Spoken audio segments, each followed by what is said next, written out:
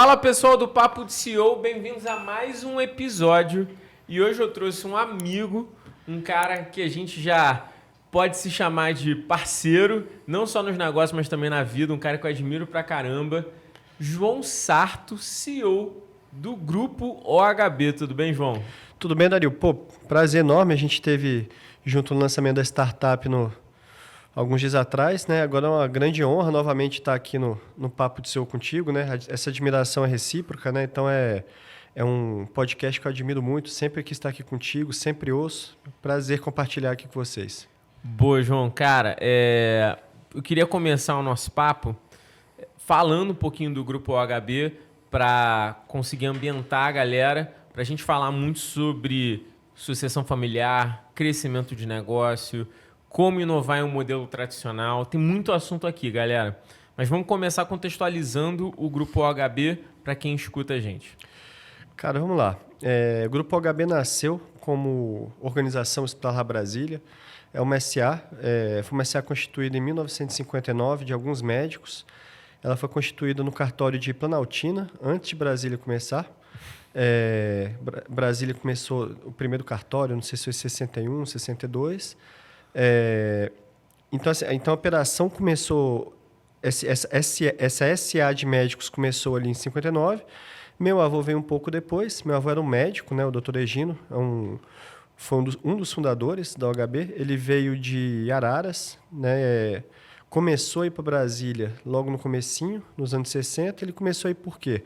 Porque a irmã dele foi para Goiânia, né? A irmã dele estudou medicina, abriu um hospital com o marido em Goiânia, e aí começou o burburinho de Brasília, né? Então ela falou para o meu avô sobre isso. O cunhado dele, que era o Dr. Hugo, era sócio da OHB logo no comecinho, e então trouxe meu avô. Ali meu avô entrou, chegou, meu avô aportou um bom capital ali, compraram um terreno e construíram o primeiro hospital de Brasília, que foi a Casa de Saúde e Maternidade Dom Bosco, que foi inaugurada em 2 de abril de 1964. Então, a gente está às vésperas aí de fazer 60 anos, né? 60 anos, cara. E, cara, uma peculiaridade legal nessa história é que meu avô sempre conta isso. 2 de abril foi praticamente o dia do golpe militar, né? Então, enquanto o hospital abriu, os tanques de guerra passavam na rua, né? Então... E a OHB fica naquela rua principal ali, né? Numa das principais. Isso. Brasília é tudo setorizado. Então, a gente tem o setor hospitalar de Brasília. A gente fica no setor hospitalar sul, onde a gente só pode desenvolver atividades de saúde. E tem a W3 Sul, que cruza... Você tem os eixos, né? E você tem a W3 Sul, que cruza Brasília de sul a norte. Então, a gente fica no finalzinho da W3 Sul. Legal. E aí você me contou que... na época dessa abertura, né, os tanques passaram literalmente em frente ao OHB, né? No Barro Vermelho, né? Meu avô conta que não tinha nada, não tinha asfalto, não tinha nada, né? Então, tudo no barro e os tanques passando e o hospital começando. E dessa empresa, né? Vamos falar um pouquinho mais da história, mas dessa empresa, hoje, como é que ela está formada, né, o Grupo OHB? A gente tem o hospital... A gente tem a Versalhes, a gente tem a Versalhes Ed. Conta os braços aí do Grupo OHB. Tá, então vou contar um pouquinho da história, de como a OHB chegou, para a gente chegar no desenvolvimento dos novos negócios, né? Tá. Então a gente operou esse hospital aí, meu avô operou esse hospital até 1984, mais ou menos. A gente teve uma cooperativa que arrendou esse hospital, né? Infelizmente essa cooperativa quebrou e nós perdemos o hospital todo. A gente não recebeu nada, ficamos com o ativo imobiliário todo destruído. Então, a gente passou por uma reforma do ativo imobiliário e meu avô resolveu construir um outro prédio no mesmo lote que a gente tinha. Que temos, né? Perdão. E ali a gente começou a concentrar nossos esforços, né, em fazer locação e gestão de imóveis próprios, né, mais segmentados para a área de saúde, que é o que a nossa lei ali permite no setor hospitalar sul. Então já tem uma virada aí, porque antes vocês eram hospital e aí vocês passaram, né, a gestão desse hospital para terceiros, não deu certo. E aí nesse movimento vocês já pensaram no outro modelo de negócio. Exatamente. A gente levou um grande prejuízo com isso, mas a gente se reinventou dessa forma, que o meu avô achou a melhor forma na época, né? Ele com o conselho de administração, eles decidiram que construir mais um prédio e fazer essa exploração do ativo imobiliário. E deu certo. Então, hoje a gente tem um bom ativo imobiliário, né, com bons contratos, né? A gente se especializou em grandes players, então a gente temos Grupo Dor, temos com clínicas, temos ressonância magnética, então a gente fez todo um pool de negócios ali de forma que o cliente possa entrar e ele ser totalmente atendido dentro do nosso complexo. Né? Temos estacionamento, a gente também passa por uma parte de gestão de estacionamentos. O setor hospitalar é um lugar muito crítico de estacionamentos, a gente fornece a facilidade, além de dar os facilities ali premium para todo mundo. CFTV, segurança, né? A limpeza, também é uma coisa que a gente participa muito, é um atendimento humanizado. Tenho quase zero de turnover de equipe, então um paciente que tem um tratamento de câncer, ele é recebido pelo nome, a gente já sabe a peculiaridade daquela pessoa, um idoso que se trata sempre ali. Então, a gente tem esse carinho, esse cuidado humano ali também. Né? Então, então, a HB se desenvolveu assim, como nós mesmos construímos o nosso prédio, essa nova unidade ali de 20 mil metros. Então, ficou no DNA da gente também fazer a construção, né? E fizemos a construção para quase todos os nossos clientes. Daí surgiu a OHB Construtora, que a gente segmentou isso muito para a área de saúde. Então, a gente reforma clínica, faz hospitais, enfim. Né? A gente já tem em Brasília um bom trâmite ali de aprovações, a gente já sabe como que funciona, como tem que entregar a obra, entrega a obra praticamente com o alvará da pessoa pronto. Né? Então, assim, hoje o OHB funciona no negócio tradicional assim. Né? Então, a gente teve um ponto de virada ali em 2017, que eu falei, esse negócio tradicional aqui, agora a gente já encaminhou ele bem, temos bons contratos. Já está consolidado. Consolidamos, né? Então, assim, e agora? O que vamos fazer? Vamos partir para uma jornada de inovação. Cara, e aí foi uma grande aventura isso, né, Dario? Porque como é que você pega um modelo tradicional de 60 anos, que era um hospital, você vira para um negócio imobiliário, como que você vai trazer inovação para um negócio, como você falou, consolidado, né? Como que eu vou fazer isso? Então, foi um game changer ali enorme para a gente nessa época, sabe? Então, em 2017, a gente começou a fazer uma jornada de inovação, cara, que a gente chama. A gente chamou uma consultoria, a gente começou a fazer muitas entrevistas, né? Entrevistamos quase 400 pessoas ali na área de saúde, desde o cara que era da limpeza até um cara que era um C-level de hospital. E a gente partiu para mais quase 200 entrevistas de profundidade com médicos, né? Realmente com médicos, assim, os caras bem no dia a dia ali no front da saúde. E aí, cara, o legal disso, que a gente fala muito de disruptar, de inovação, uma coisa que a gente sempre priorizou é de não departamentalizar a inovação. Então, quando a gente começou a fazer esse processo, a gente pegou mesmo nossa galera ali do chão de fábrica e a gente começou com eles. A minha galera mesmo, da limpeza, da portaria. Fizemos uma sessão de design thinking, né? Mapeamos a jornada do cliente dentro do HB e a gente foi abrindo esse raio, né? Setor hospitalar de Brasília, Centro-Oeste, e a gente foi abrindo. Então, a gente sempre incluiu, né?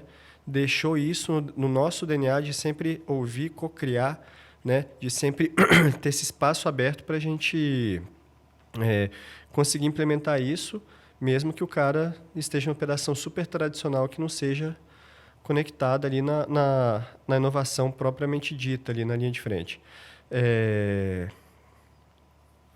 E aí, dessa inovação, você começou a entender que você poderia expandir para outros caminhos que não só facilities, tijolo, construção.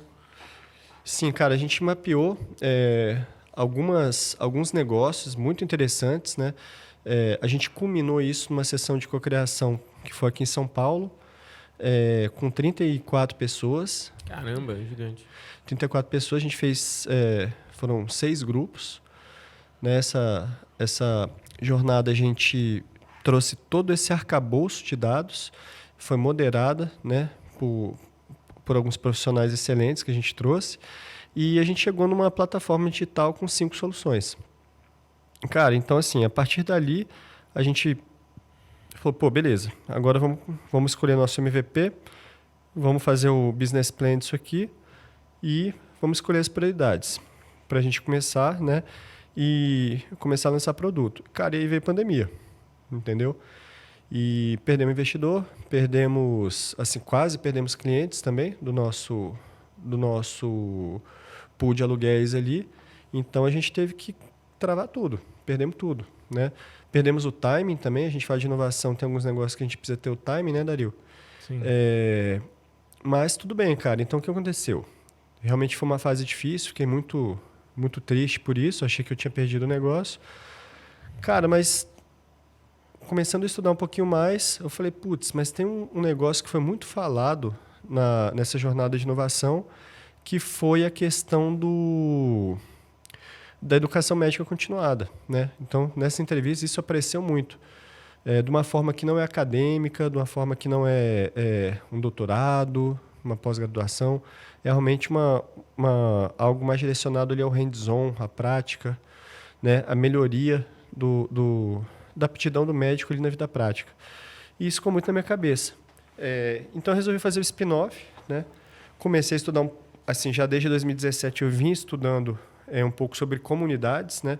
Como as comunidades físico-digitais, né? Digital, vão influenciar, impactar o mundo e modelos de negócio. Cara, nesse momento surgiu a oportunidade da gente fazer uma parceria com um cara lá em Brasília de fazer um Cadáver Lab. Eu falei, putz, não é uma comunidade, mas é um negócio que eu posso botar o pé na educação médica, né? Então, assim, eu não sei se a galera sabe o que é um Cadáver Lab. Com certeza não. É um nome diferente, mas o Cadáver Lab é assim. Quando você fala do cadáver, a gente trata esse nome como peça anatômica. Essa peça anatômica ela vem dos Estados Unidos, porque no Brasil você não pode deixar o teu corpo à disposição para o estudo, né? Então, a gente tem que importar essa peça dos Estados Unidos.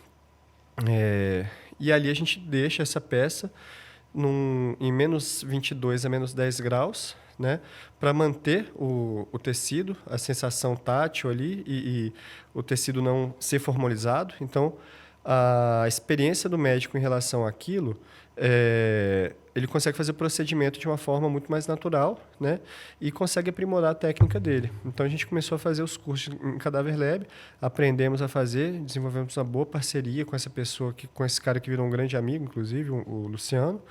E aí a gente botou o pé dentro da educação médica através disso. Cara, olha que louco, pessoal, que tá escutando a gente. O cara, numa jornada de querer se reinventar, ele começa a buscar novos meios e descobre nesse pool de ideias que existe a educação, que é, de fato, uma coisa que vem crescendo, principalmente a educação continuada, isso para médico, eu acho para todo mundo, né? A gente está num momento do mundo, né, João? A gente já conversou sobre isso. A gente está num momento do mundo que a velocidade que a gente precisa entregar os resultados não condiz mais com um ensino extremamente tradicionalista, de graduação, de pós. Não que eu seja contra, todo mundo sabe que eu sou professor, mas existe a necessidade de você estudar. E aí você entendeu isso. Aí o cara me resolve investir em cadáver. Entendeu que a oportunidade era trabalhar com uma educação... Mas assim, a gente ri, mas parece... falando aqui, parece até meio óbvio, né? Qual é a melhor forma do médico poder aprender? Né? É com de fato, né, uma peça anatômica, como você chama, que de fato represente a realidade, né? Eu já atuei na área de saúde, né? Eu já fui manager de uma empresa grande na área de saúde, eu vendia medical devices. Uhum. E a gente treinava em qualquer coisa que cortasse. Muitas vezes eu comprava carne no mercado para simular corte em apresentações, não em centro cirúrgico, mas em apresentações para demonstrar meu produto. Então, eu tinha que comprar carne, porque tinha que ter algum tipo de tecido para testar o produto, né? Como é que você vai testar? Não tem como testar na madeira ou, sei lá, no isopor. Não tem como, né? Então, é muito complexo. E você, de fato, conseguiu entender. Foi inovador o suficiente para buscar onde isso podia acontecer. Então, hoje você importa peças anatômicas, como você diz, de fora, né? Imagino que os Estados Unidos, é isso? É isso aí. São bancos de tecido dos Estados Unidos. Cara, esse caminho é interessante, porque a gente veio de um meio que a gente estudou um digital, uma plataforma de acesso para as pessoas, resolver dores, e aí, de repente, a gente cai no negócio extremamente offline, né? Que que são os cadáveres. E cara, ali a gente botou o pé nessa questão da educação médica, mas ali eu comecei a ver também, cara, assim, as nossas salas eram muito restritas, são 24 a 30, um ticket alto, né?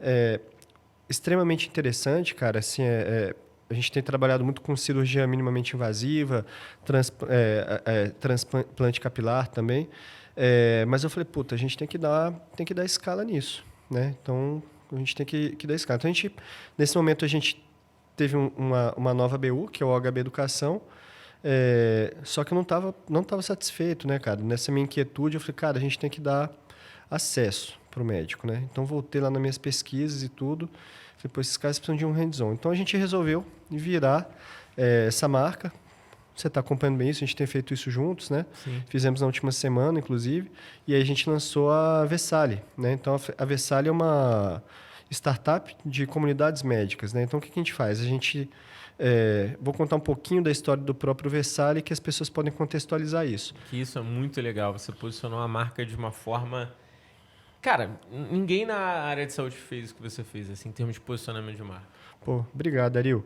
Cara, então a gente trouxe o nome do primeiro anatomista moderno, que foi o Andreas Vesalius, né? O que esse cara resumidamente fazia? Esse cara, ele fez a primeira incisão no ser humano. Na época, só quem podia fazer incisões eram os barbeiros, né? Então, um belo dia que o barbeiro não conseguiu fazer incisão, ele tomou a frente e fez a incisão, né? Encurtando a história dele é muito bonita, mas a gente não tem tanto tempo. No momento que esse cara fez isso, ele disruptou a medicina, ele descentralizou ele compartilhou a educação dele, né? A sabedoria dele ali para os médicos que estavam em volta. Então, a gente tem a anatomia moderna por conta desse cara. Esse cara, na época, a Igreja Católica não permitia que uma pessoa usasse a navalha e esse cara morreu por isso, né? Esse cara usou, na época, a arte renascentista para fazer o primeiro livro de anatomia, né? Então, assim, quando a gente fala do Vessali, é exatamente o que a gente traz hoje para a nossa startup. Então, a gente trazer os experts, esses caras fazem a curadoria de descentralizar o conhecimento para uma comunidade e essa comunidade ela se retroalimenta, né? Então, assim, ou seja, o expert ele é um cara que é o curador, mas as pessoas ali vão trazer casos e a gente vai ter uma gestão muito estratégica de como deixar aquela comunidade ativa, né? Então, assim, a gente tem trabalhado isso, inclusive, com a Hyper, né? Com ferramentas de inteligência artificial, de como que a gente vai dar um conteúdo de maneira fácil, organizada para o médico, para que ele não tenha desperdício de tempo dele, como que a gente vai fomentar essas discussões de casos clínicos, por exemplo, de artigos científicos, como que a gente vai entregar isso também para ele de uma forma resumida, que ele saia dali com o aprendizado realmente do hands-on, né? Então, quando a gente fala de comunidade, jamais é você tirar a educação formal, de forma alguma. É você dar uma camada a mais e você dar uma acelerada na carreira dele a partir da troca com outros médicos com uma curadoria inteligente. Golaço, cara. E uma das coisas mais interessantes que eu vi durante esse nosso processo de construção da Vessali é como você se preocupou com a marca. E porque, voltando no que eu disse, que é um posicionamento muito difícil de ver dentro da área de saúde. Porque esse cara criou um storytelling para médicos para poder chegar no objetivo da Vessali. Então, durante o lançamento, as pessoas que estavam vendo, né, ele fez um evento que foi fantástico. Depois, se tiver já alguma coisa na internet, eu vou botar o link na descrição aqui. E aí vocês vão poder ver os vídeos. Durante o processo de lançamento desse evento, existiu todo um storytelling para poder conseguir chegar nesse ambiente educacional. Então, ele contou a história do Vessali, né? Ele trouxe personagens para a gente poder se ambientar nesse mundo. Cara, foi fantástico, assim, só dando um spoiler. Você chegava no hospital desse cara, já tinha um negócio plotado lá com uma luz gigante escrito Vessali. Aí você era recebido por dois personagens que simbolizavam a classe renascentista daquela época. E aí, assim que você entrava no ambiente, você tinha quadros, né, que também eram os quadros, não sei se eram exatamente os quadros que o Vessali fez, mas eram similaridades, né? Eram quadros onde o Vessali estava, né? Então, de operações que ele participou. Então, ele trouxe os quadros que simbolizavam esse processo de descentralização que o Versalhes fez através da arte. Depois tinha holograma, você pegava o elevador, aí o negócio te levava pro futuro, irmão. O negócio ficou doido. Você entrava no elevador, tinha todo um negócio meio digital, a porta abria, já tinha uma pessoa que te recebia falando que agora é o futuro, e o negócio ficou muito doido. Eu falei, cara, que maneiro, e aí sim você entrava no ambiente. Mas depois vocês podem ver mais os vídeos. Mas eu acho que o grande lance, em termos de marca e posicionamento, é como você traz um storytelling para a comunidade de médicos. Eu acho que isso foi um grande ponto que a gente pode até levantar aqui, do como storytelling, marca e experiência podem fazer parte de qualquer tipo de segmento, né? Porque a área de saúde é engessada, né? Normalmente sei lá, pessoas que são médicos ou pessoas que querem atuar na área de saúde e de certa forma, eles querem passar única e exclusivamente sobriedade.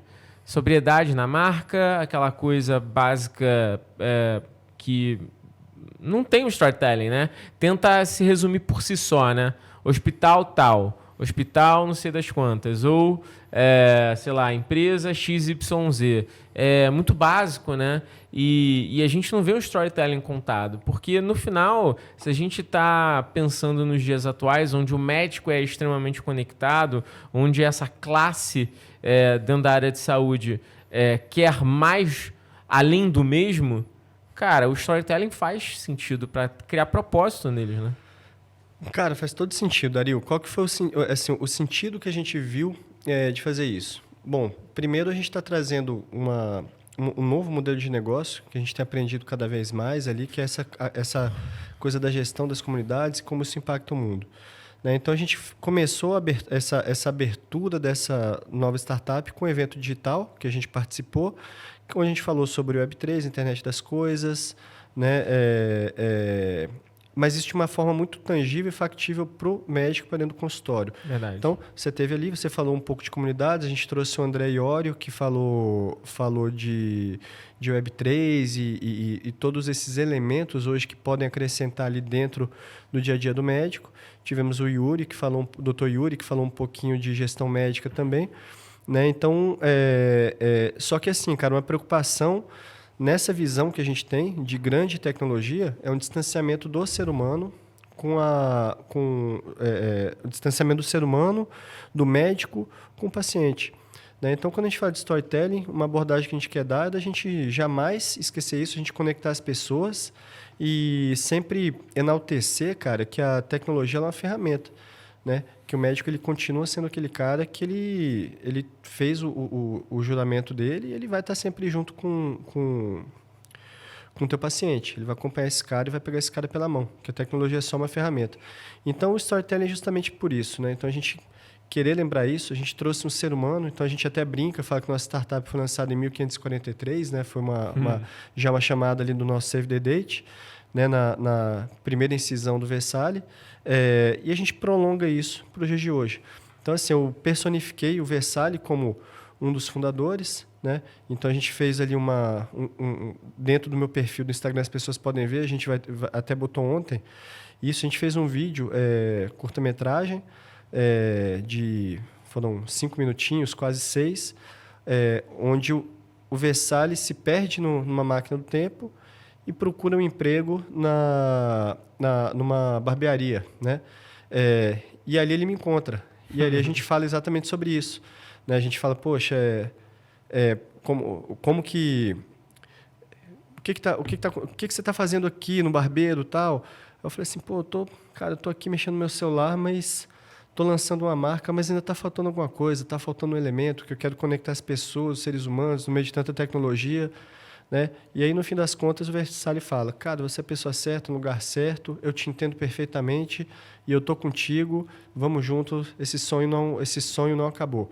Né? E dali a gente parte para o lançamento da Versalhes e entra nessa experiência que você contou. Então, a gente é recebido por pessoas da Renascença, você passa por um túnel do tempo, e ali você encontra uma holografia do Versalhes que chama as pessoas para o evento e entra no elevador, que é a máquina do tempo, e a gente desce para um ambiente futurista. E ali a gente começa a ter uma intervenção mais futurista. A gente tem os óculos de realidade virtual, né? Ali a gente lançou outro produto também, que é o Vesali Edge, que a gente vai falar um pouquinho mais à frente. E fizemos um debate legal também nesse dia, né, com o Iori. A gente fez o Iori moderou aquilo. Falamos sobre esses assuntos ali para os nossos convidados também. Né? Então, a ideia justamente é deixar isso muito tangível, saber que a gente já está fazendo isso, a gente já está usando essas ferramentas, a gente já usa o VR, por exemplo, na nossa sala de aula junto do Cadaver Lab, é uma coisa que a gente agrega ali no conhecimento. Então, a ideia é essa, Dario, as pessoas poderem se conectar com a marca, e quando a gente fala muito da descentralização do negócio, quando você vai para o Instituto de Educação, normalmente você tem a cara dos experts na frente. Sim. Isso é certo. O Instituto de Educação ele realmente tem que dar qualidade nisso e tem que trazer os melhores caras. A gente não, o que a gente pensa não é isso. Na verdade, a comunidade ela é dona de si. A gente tem um expert que é um curador, mas a comunidade se retroalimenta. Então, a régua da própria comunidade ela vai aumentando. Né? Então, você tem você tem um expert, mas você vai ter vários. Né? Então, a partir de que a comunidade vai sendo moderada, esse expert ele acaba sendo mais uma espécie de um tutor ali do que está acontecendo. Boa. Uma coisa que eu vejo que você mandou muito bem foi entender que educação hoje não se baseia único e exclusivamente em um conteúdo expositivo. Que hoje educação e acredito que todos os negócios vão perpassar para a comunidade, sabe? Uhum. Comunidade, para mim, é a única forma de você conseguir dar velocidade para tudo que você quiser saber em termos de conhecimento. É a única forma de você conseguir ganhar escala e a única forma, inclusive, de você conseguir criar um ambiente onde as próprias pessoas se retroalimentam. E no ambiente, mais uma vez, dito, é a única forma de você conseguir acompanhar a velocidade que o mundo segue, sabe? Então, acho que comunidade, para você, vai fazer muito sentido. Acho que você está disruptando dentro da área médica, mas eu acredito muito que todos os setores vão trabalhar dentro de comunidade. Tem um dado que eu falei contigo anteriormente, que mais de 80% das empresas do S&P 500 estão olhando para a comunidade dentro dessas estratégias de marketing. E aqui no Brasil a gente não está vendo isso. Então, o que você está começando é a ponta do iceberg para um movimento nacional que muito em breve a maioria das empresas vão fazer. E você está aí na crista da onda. Então, parabéns, cara, porque realmente é o caminho, sabe? Dario, assim, eu caí de cabeça nisso, né? Eu estudei isso comecei a estudar isso em 2017 e aí integrei também algumas comunidades de empresários e comecei a olhar ali como isso era fomentado e principalmente também embora eu participe de uma comunidade de high ticket, por exemplo, eu olhava assim, quais são os gargalos aqui que também podem se aplicar para o médico e como posso melhorar essa vida, né?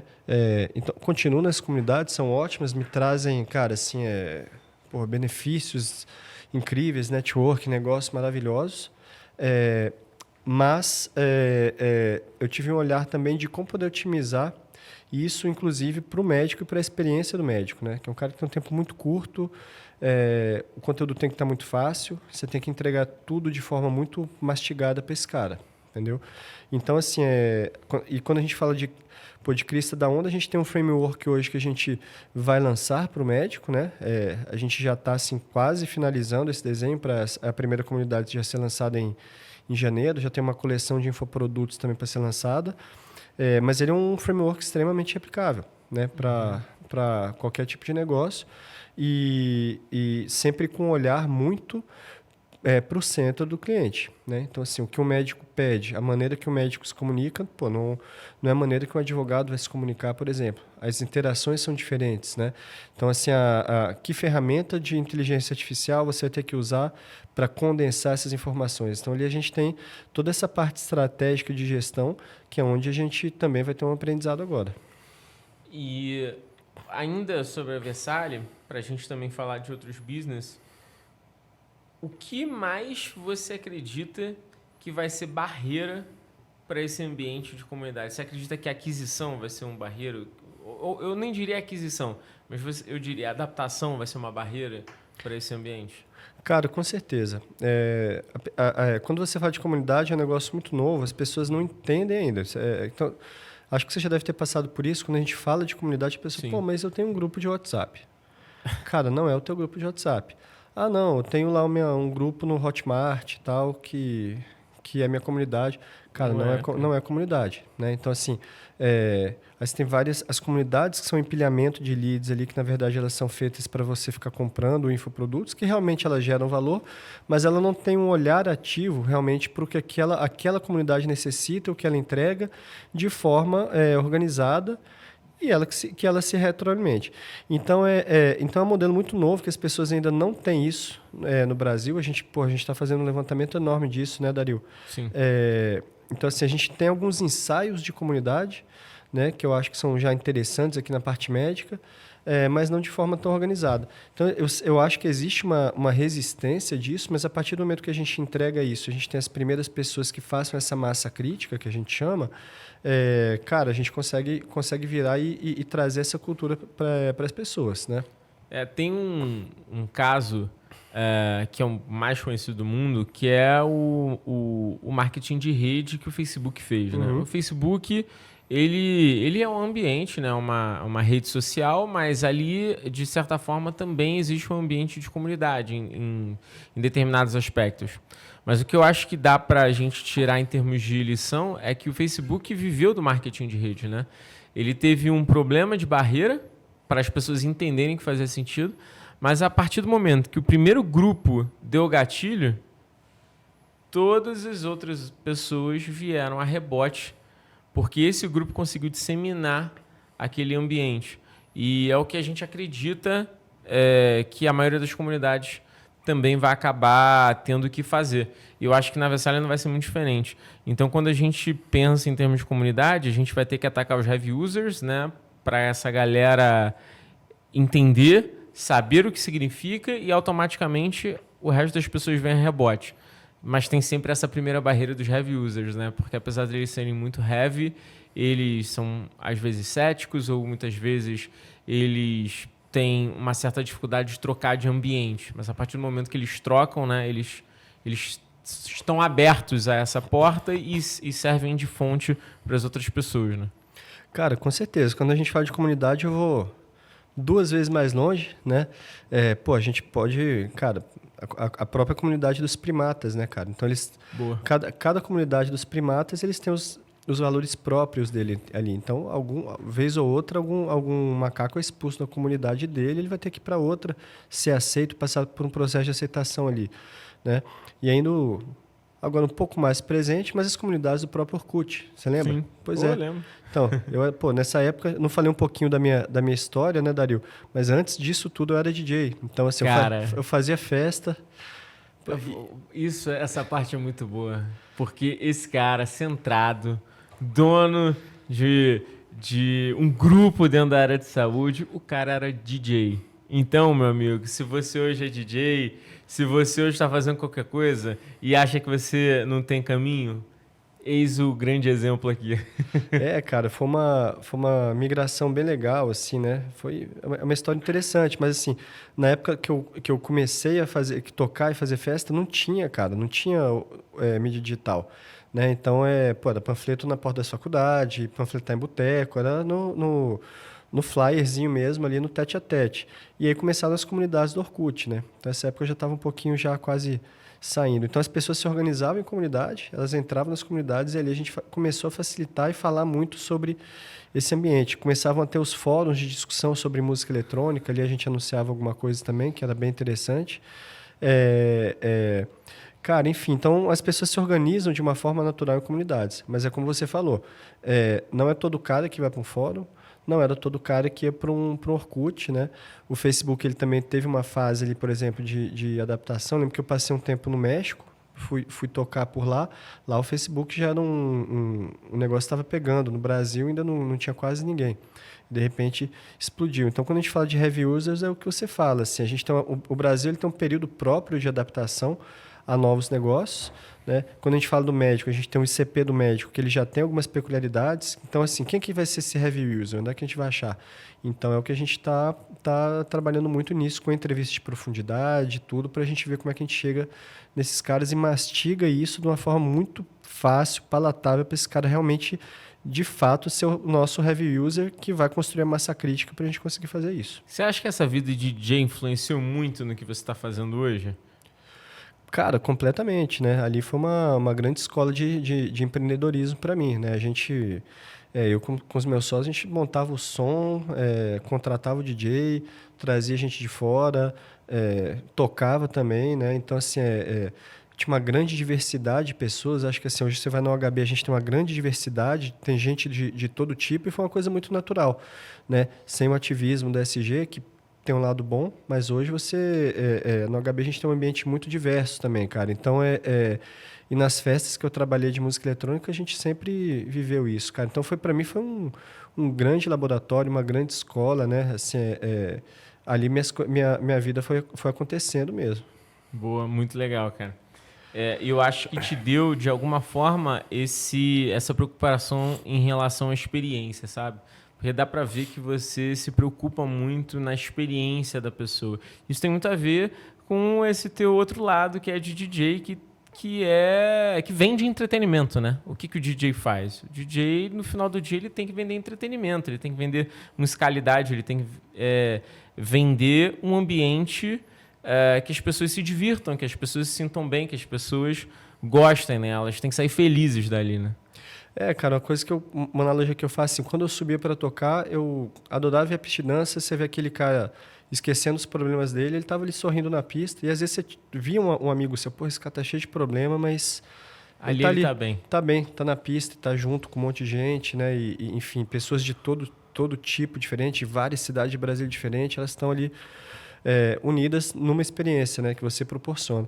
Cara, então acho que para o teu cliente você tem que fazer isso, né? Então, assim, a partir do momento que você, como empresa, se coloca num palco para tocar, para reger uma música para as pessoas, você tem que deixar essas músicas participarem, você tem que entretê-las de uma forma positiva, né? Então, elas têm que ser de lá realmente com uma cabeça livre e falar, pô, quero voltar aqui, quero fazer parte disso. Acho que esse é o grande mote da coisa. Boa. E falando agora sobre o HB, do último braço que a gente ainda não comentou, que é a Versailles Edge, que eu também acho que cara, puta case. Acho que você também vai crescer bastante. A gente já tem uns cases similares ao redor do mundo e aqui também no Brasil, mas que eu acho que você, com a tua pegada e com a tua experiência, você também vai deslanchar. E que já começou muito bem, né? Conta aí o que é a Versailles Edge. Cara, Versailles Edge, a gente fala Edge é beira, né? Uhum. Então, a gente fez essa brincadeira com o nome porque ela é a beira entre o físico e o digital, né? Então, quando a gente entra nas comunidades da Versailles, ali a gente vai ter uma série de comunidades, por exemplo, a comunidade de terapia e reposição hormonal do Dr. Yuri, comunidade de gestão médica, comunidades para residentes médicos, que a gente também já está estruturando isso. E o que o Versailles Edge faz? Quando a gente fala de comunidade, ela tem que ser, por necessidade, a gente olha a comunidade hoje como físico e digital, né? As pessoas têm que ter um ponto de encontro. Então, a Versailles Edge é um espaço compartilhado médico, onde a gente tem uma área de coworking para o médico trabalhar, e a gente também tem a parte de consultórios que são pay-per-use, ali, onde o médico pode ir 2, 3 vezes por semana e alugar por tempo ou por temporada, né? E a ideia é a gente trazer os membros da comunidade, né, para dentro da Versailles Edge, né? Então, onde ele pode transitar entre a comunidade digital, de conteúdo, né, onde a gente também vai ter pontos imersivos presenciais para aprimorar o conhecimento desse cara, mas ele também pode ter um espaço para trabalhar e se conectar com outros médicos nesse hub, né, na Versailles Edge. Então, a gente já abriu em Brasília, já temos alguns médicos, a gente já estamos atendendo alguns médicos, mesmo sem lançar, de fato, o negócio que a gente lançou na semana passada, né? Estamos com bons feedbacks, né? E agora a gente vai começar a fazer a escala desse negócio. E o mais interessante do Versailles Edge é porque você possibilita diversas coisas ali nesse ambiente. Primeiro, um ambiente que pode trazer a comunidade para o físico. Segundo, porque É um ambiente que o médico ele pode explorar, usar e ele não tem a preocupação do ativo, né? Porque o Versailles Edge ele pode ir lá, de repente pegar uma sala e trabalhar naquele ambiente sem se preocupar com um monte de quinquilharia que a maioria dos médicos não gostam. Que é legalização, alvará, sala limpa, secretária, um ambiente que lá, putz, é muito bonito. Então ele não se preocupa com nada disso e ainda está inserido em um grupo que faz com que ele cresça profissionalmente, né? É isso aí. É onde a gente quer assim, fomentar essa troca de médicos de outras especialidades. Cara, e também deixar esse médico muito à vontade para ele poder exercer a profissão dele ali sem se preocupar tanto com o ritmo de gestão, né? E a gente falou muito sobre gestão no último podcast, né, cara? Assim, uma coisa muito errada que as pessoas falam do médico. Ah, médico não sabe administrar, médico não é gestor. Cara, ninguém é gestor. Ninguém é gestor. O cara que é gestor é porque o cara teve que pegar na marreta, na graxa e falou, pô, agora eu vou fazer esse troço, né?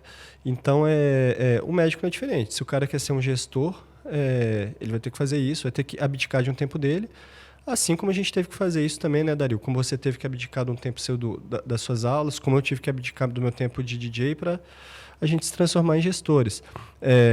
E o médico não é diferente, cara. Então, assim, às vezes o médico, cara, ele está numa posição que o cara tem uma rotina de plantão, tem uma rotina de atendimento, às vezes ele não tem organização suficiente, por exemplo, para dividir um consultório com outro médico, né? Então a gente cuida desses lotes de tempo do cara, deixa o cara realmente assim desimpedido nessa fase de gestão para o cara poder melhorar, se organizar e tudo mais, né? E a gente tem tido médicos também antigos que já estão saindo ali, estão pisando no freio, né?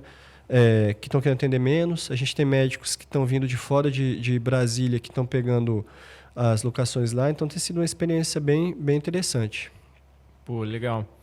E falando sobre grupo como um todo, eu queria explorar agora um outro lado, já que a gente entendeu toda a sua caminhada, os produtos que você vende, eu queria explorar um pouquinho sobre a questão da gestão familiar e sucessão de empresas dentro de um ambiente de família, né? Porque isso é um tema muito discutido no Brasil inteiro.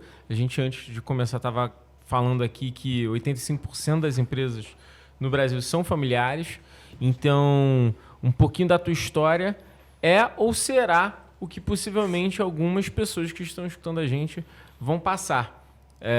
E você teve um processo muito, muito difícil de conseguir criar governança dentro desse ambiente, visto que foi seu avô criou tudo isso e hoje você foi escolhido como o sucessor, né? Conta pra gente como é que foi esse ambiente de gestão e realmente de criação de um ambiente com governança de uma empresa familiar. Pô, Dario, vamos lá, cara. Assim, eu vou falar um pouquinho de cultura OHB, né? Como empresa, que isso vai se entremear na cultura de empresa familiar. Pô, você tem uma empresa ali de 60 anos, cara, e assim, cara, uma cultura de uma empresa de quase 60 anos ela é muito forte, né? Então, assim, você tem um fundador que é uma pessoa muito forte. Pô, meu avô, até hoje, ele vai no consultório. Ele fez 99 anos, muito ontem, legal. Inclusive. Né?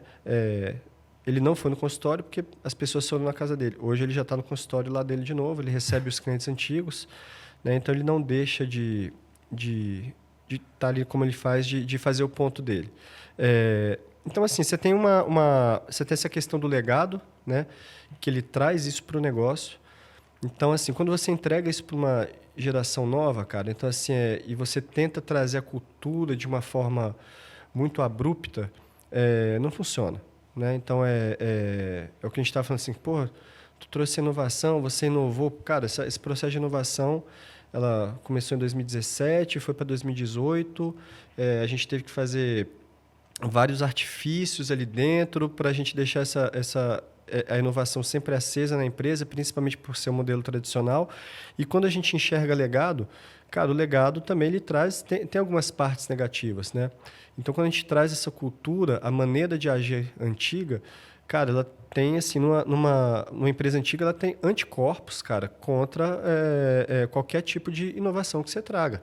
Legal. Porque ela já está acostumada com aquilo, né? Então, pô, às vezes as pessoas perguntam, pô, o que é mais fácil, criar uma cultura do zero ou pegar uma de 60 anos? Pô, obviamente, cara, eu te digo categoricamente que você abrir uma empresa nova e você gerar aquela cultura. Então, assim, você tem que... e aí você não pode se desfazer do legado de um cara que fundou, um cara que trouxe uma empresa, botou no barro vermelho, saiu, trouxe a família inteira dele num lugar que ele estava já bem posicionado no interior de São Paulo, de repente ele vem para cá, onde ele não sabe se vai dar certo, abre um hospital, dá um all-in, né? E, pô, vamos ver o que acontece. E esse cara trabalhou muito. Mas então, assim, então a gente tenta trazer esse aspecto positivo e traduzir isso em cultura. Quando a gente vai para a parte familiar, cara, então, assim, o meu avô sempre tentou trazer as pessoas para trabalharem com ele, mas meu avô também sempre teve um ritmo de trabalho muito próprio, sempre foi uma pessoa muito dura, e ninguém na família assumiu de fato ali o negócio. Sim. Eu também demorei tempos, pô, como eu te falei, fui DJ, fui subindo ali dentro da empresa ali, cara. Comecei lá como auxiliar administrativo, office boy, motorista do meu avô, secretário dele, e ali eu fui subindo, cara. Fui indo, né? Fui fazendo essa migração da minha vida do DJ para lá. E, cara, eu fui me ambientando, e nesse tempo fui me ambientando, me qualificando, me formei em administração, isso foi um negócio muito cobrado.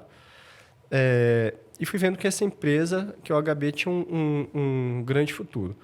Né? Então, assim, em determinado momento, meu avô... Fui comprando partes da empresa também, nesse tempo, né? E meu avô sempre foi uma pessoa que não queria fazer sucessão. Falou, quando eu morrer, vocês se viram, né? Vocês se virem aí. E eu comecei a estudar muito, cara, esse negócio de sucessão. Eu falei, isso não pode ser feito, né? Isso aí a gente vai trazer um grande problema para a empresa, para os seus herdeiros, entendeu? Então, assim, foi um trabalho de formiguinha mesmo, né? Que a gente foi conversando com ele, até que ele passou o bastão, né? Da primeira para a terceira geração, né? Então, assim, a gente já tem uma grande vitória que tem dados aí que 3% só das empresas sobrevivem a essa passagem de bastão. Sim. Tem outros dados que falam que são 7%. Então, existe uma disparidade aí. Mas, assim, somos vencedores nisso. Cara, mas tem um processo realmente ali muito delicado, porque quando você faz a sucessão empresarial, você tem que atender as necessidades do negócio, entendeu? Então, às vezes o herdeiro tem um olhar que ele... Eu não estou falando isso da minha casa ali, né? Isso é geral. Às vezes o próprio herdeiro ele quer resolver problemas da vida dele ali dentro de uma herança, num mau relacionamento com o pai. Sim. E é por isso que as empresas se desfazem, por isso que você tem inúmeros cases disso, né? Lá na nossa casa isso não aconteceu, realmente as pessoas ficaram afastadas da gestão, né? Mas houve um choque realmente em relação à divisão de patrimônio.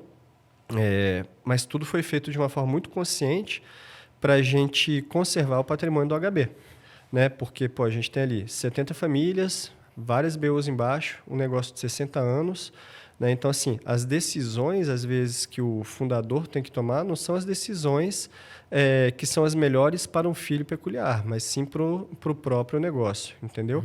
Então, e aí você, cara, então, assim, é um processo moroso, é uma construção de contratos de doação, de holdings que você tem que fazer, tudo muito bem assessorado, passo a passo. Então, assim, não pode ter uma falha para que também ninguém seja injustiçado nesse meio do caminho, né, o Dario?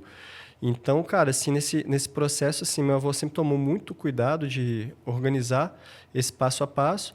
E, assim, uma coisa que foi feita de forma abrupta realmente foi a sucessão e a minha entrada como sucessor dele, que realmente eu não esperava. Ele chamou uma reunião de uma assembleia, que não era nem para falar sobre diretoria. Ele falou, a partir de agora você é diretor você é presidente e presidente do conselho. Aí eu falei, pô, na pandemia, né? Na pandemia, isso. Eu falei, pô, bela jogada, né, vô?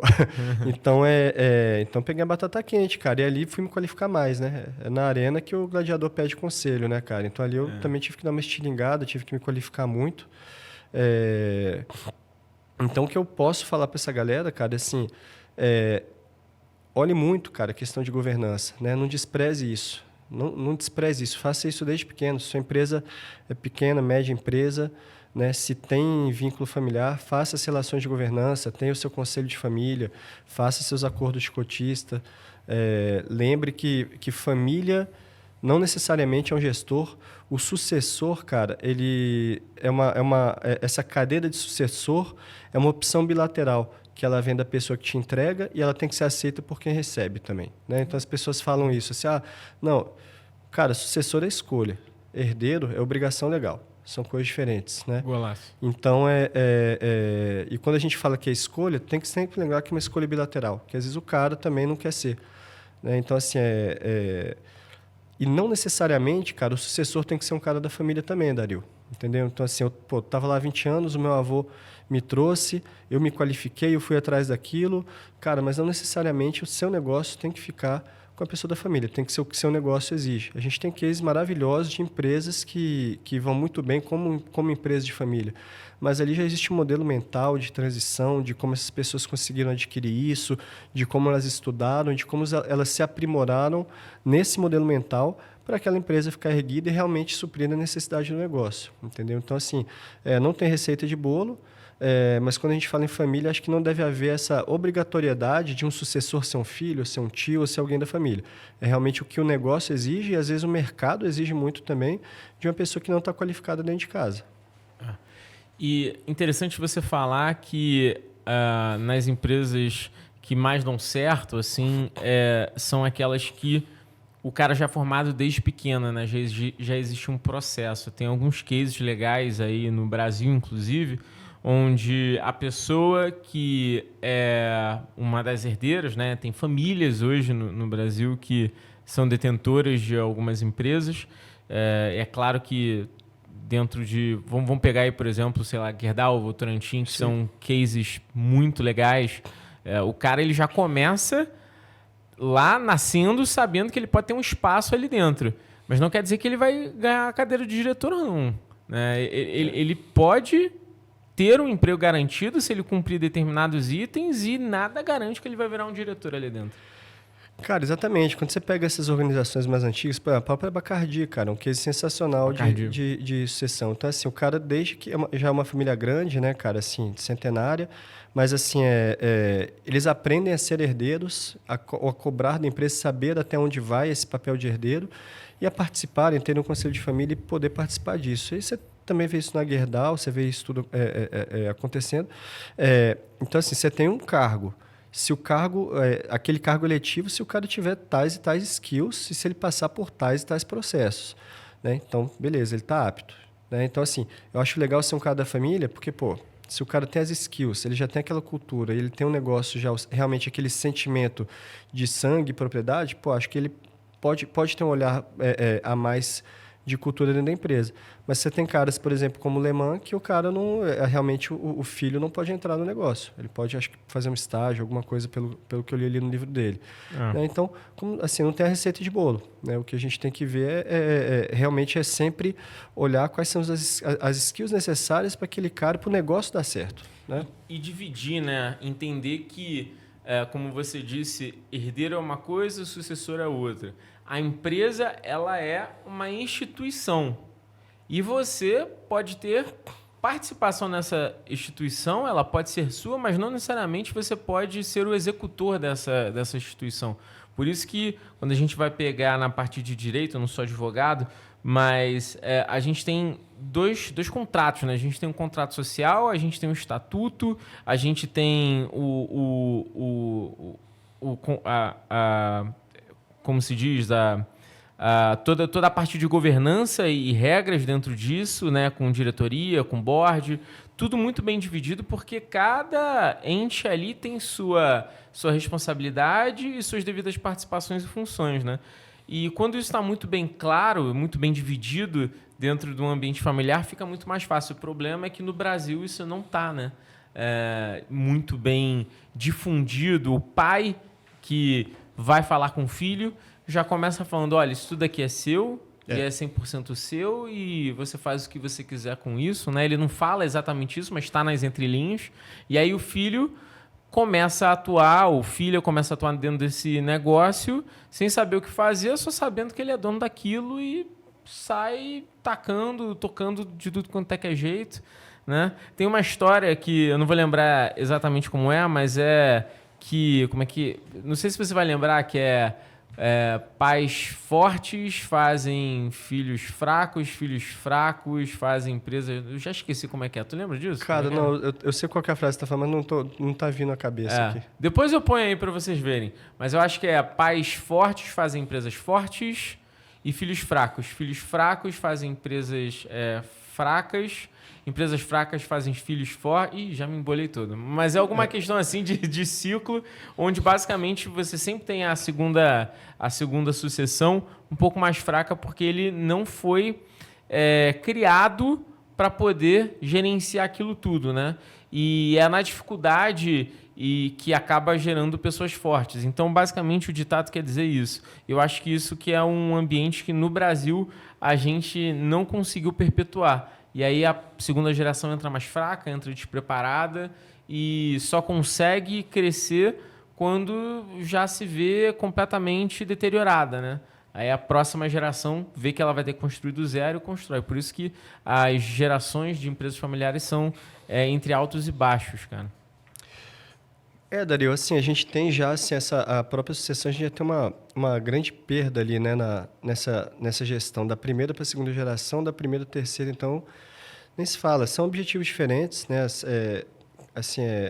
de novo, né, cara, assim, cada família tem a tua estrutura, então, aí você tem um pai que às vezes acredita que os filhos vão ser os sucessores, mas, cara, às vezes o filho quer ser um médico, o cara não quer ser empresário, né? E aí ele não qualifica também a sucessão de novo, porque ele acredita que a sucessão tem que acontecer dentro de casa. Então, ele não qualifica um sucessor ali dentro de uma forma realmente qualificada, de uma forma da forma que tem que ser feita. Pô, hoje eu sou presidente da empresa, mas que horas que eu tenho que sair daqui também? E aí tem outra coisa, o sucessor não necessariamente esse cara vai ficar nessa cadeira. Ele está sucedendo, é um momento, é um estado que ele vai ficar. Alguma hora o negócio pode exigir alguma pessoa mais qualificada. E eu vejo isso. Então, assim, quando você tem um pai que ele tem um desejo do filho, aí o filho não vem, então o pai perdura naquela cadeira, né? Então, assim, não tem alguém abaixo dele, e aí a empresa se desfaz. Por quê? Porque ele acaba vendendo a empresa barato, seja para um funcionário, a gente vê isso acontecendo todo dia. E a empresa perde valor, né? E quem não cresce, cara, morre. Né? Então, se você não qualifica essa questão de cadeia sucessória dentro da empresa, é negócio que você perde, é uma responsabilidade social muito grande, né, Dario? A gente, como empresário, a gente cuida de famílias, a gente gera emprego. Então, a partir do momento que você não tem esses mecanismos de governança e de passagem do bastão, são empregos que estão deixando de ser gerados e pessoas que estão perdendo a comida na mesa, cara. Então, assim, é muito sério, acho que esse é um assunto que as pessoas devem tratar com mais carinho, com mais amor e com muita atenção. E não interessa o tamanho do negócio. Você pode ser um dono de uma padaria na esquina, você pode ser o dono de um mini mercado, entendeu? Que seja de família. O mercado pode continuar sendo da família, mas tem que ter uma pessoa que toque ali o negócio na frente. Legal, cara. Falando ainda sobre o OHB, eu queria entender quais são os próximos passos. Hoje você tem um centro hospitalar, você tem construtora, você tem educação continuada, você tem hub para médicos, você já tem um leque muito interessante dentro da área de saúde. Mas eu te pergunto, para você, João, inquieto, o que você imagina que serão os próximos passos do Grupo OHB nos próximos 5, 10 anos? Cara, hoje a gente tem um modelo tradicional de negócio já, que é realmente a alocação de áreas, a especialização em big players, a parte de experiência de cliente muito consistente ali dentro. Então, agora a gente vai começar a levar isso para outros estados e outras unidades, né? A gente vai começar a trabalhar um pouquinho nesse modelo de negócio, de como fazer isso, de trazer investidores e realmente a gente capilarizar um pouco mais. Fazer, né? Gestão de áreas de saúde, seria isso? Gestão de áreas de saúde. Seria isso, né? Pegar um prédio, podemos fazer um retrofit, entrar com toda a nossa parte de experiência, expertise em locação, otimização de preço de metro quadrado, fazer a conexão com grandes players, né? Para deixar essa área sempre valorizada. Então, a gente vai começar agora a ter um olhar mais ativo para isso. A gente já saiu do tijolo, fomos para o digital e agora a gente vai entrar numa fase de ter esse olhar mais audacioso para a gente conseguir também escalar o nosso negócio tradicional. Então, hoje logo após lançar a startup, agora a gente está começando nesses produtos de escala ali, digital, mas a gente vai ter esse olhar ali mais carinhoso também para o nosso negócio, que já é um negócio muito consistente e que a gente tem certeza que consegue replicar em vários pontos do Brasil. E, João, a gente está chegando aqui ao fim da nossa conversa e eu sempre pergunto para todo mundo que passa aqui, se você pudesse dar uma dica para um gestor, também da área de saúde, que está começando, ou até mesmo um gestor que já tem muito tempo de casa, mas que precisa disruptar, que precisa sair um pouco do tradicional porque entende que está naquele momento meio flat, sabe? Aquele momento meio de lado e já está nessa há 30 anos. Que dica você daria para esses caras que precisam, de fato, olhar para o negócio e começar a crescer ele? Cara, acho que assim, eu vou falar uma coisa que funcionou para mim, né? Então, assim, vim ali quando eu comecei no HB, era simplesmente construção e locação de espaço e reforma de prédio, era um negócio muito tradicional, né? Para mim foi bem difícil, porque eu passei essa fase que eu era DJ, então assim, eu tinha muita gente, vivia muito de música, e de repente eu entrei num ambiente muito tradicional. Para mim foi um período bem difícil, né? Né? Foi um choque, eu sempre fui um cara muito inquieto. Cara, como que eu consegui resolver isso? Né? Então assim, eu sou de Brasília, Brasília é uma cidade super interessante, a gente tem muita oportunidade de negócio, mas ali está uma cidade que a gente é regido pelo funcionalismo público. Né? Então, eu senti falta de eu estudar, de eu fazer alguma coisa diferente, ter um olhar diferente da minha cidade. Então, eu vim para São Paulo estudar e fui fazer um pós-MBA em inovação e tendências. Então, tive contato com caras bem mais sênior que eu era o cara mais novo da minha sala. Então, assim, se esse cara está flat, cara, às vezes é procurar um ambiente, né, que dificilmente será uma pós-graduação, um MBA, mas hoje a gente fala muito de comunidades, mas então ele se inserir em uma comunidade de empresários, mesmo que ele seja um cara da parte médica, mas que ele se insira na comunidade de empresários, onde ele possa, ter outros olhos, respirar outros ares e oxigenar a cabeça, né? E foi assim. Então, assim, eu participo da comunidade do G4, ele também me oxigenou muito a minha cabeça, né? Minha cabeça é muito inquieta, eu sou um consumidor assíduo de conteúdo, mas é sempre procurando pessoas que não pensam igual a mim. Né? E, às vezes, numa sala de aula é legal, você vai ter um acesso à informação interessante, mas eu acho que você tem que conectar sempre com pessoas que pensam completamente diferente de você, de outros nichos de mercado. Né? Então, acho que, assim, para o cara que está flat, eu falaria isso. Procura uma comunidade de empresários, vai fazer um curso totalmente diferente do que você está ambientado, que ali você começa a ter insights de como que você pode mexer essa cadeira aí. Legal, boa. Cara, esse foi o João Sarto, CEO do Grupo OHB, um cara que eu admiro bastante, um cara muito sério e que está fazendo muita coisa boa, João. De verdade, desde que a gente começou a trabalhar no projeto da Versalhes, eu tenho ganhado muita admiração por você e tenho tido muito respeito por tudo que você vem construindo, principalmente pela tua fase, cara, de conseguir disruptar, de passar por conflitos para conseguir gerenciar tudo isso, entender que hoje você tem um negócio super profitable, mas que você, na sua inquietude, podia estar parado, sem fazer nada e tal, ganhando lá o seu sustento, mas você entende que você precisa de mais, sabe? Essa fome por mais me motiva muito em trabalhar com pessoas como você, e eu acho que espero que te motive também, você que está escutando a gente, porque uma coisa é certa, se você é empresário e está escutando a gente, ou você cresce ou você morre, não tem meio do caminho. Se você fica estagnado, tudo te puxa para baixo, inflação, custo de qualquer coisa, custo de matéria-prima, o próprio risco Brasil te joga para baixo. Então, tudo isso faz com que, se você fechar um ano no mesmo patamar que você iniciou, cara, saiba que o número pode estar igual, mas você já está negativo. Então, você precisa crescer sempre. E essa fome que nós brasileiros temos inclusive, a nossa nossa grande arma para poder crescer frente ao mundo, porque a gente é muito inquieto e se a gente ganha aqui no Brasil, a gente ganha em todo lugar do mundo. Então, vamos pegar essa arma que a gente tem aqui no nosso sangue e trabalhar e sair dessa monotonia, desafiar o status quo, porque é isso que vai fazer com que a gente tenha mais empresas mais sustentáveis como a do João.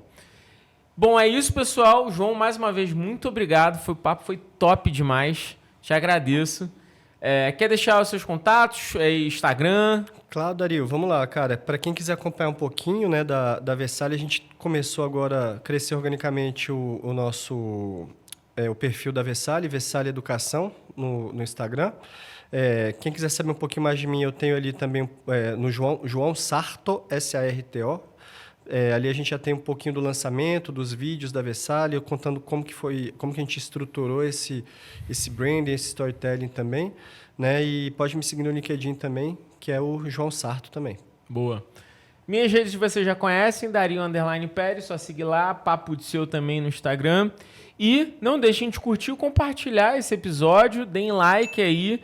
E, óbvio, sigam os canais, galera, porque quando vocês seguem, vocês se mantêm atualizados de mais conteúdos como esse. Espero que vocês tenham gostado. Até a próxima. Tamo junto.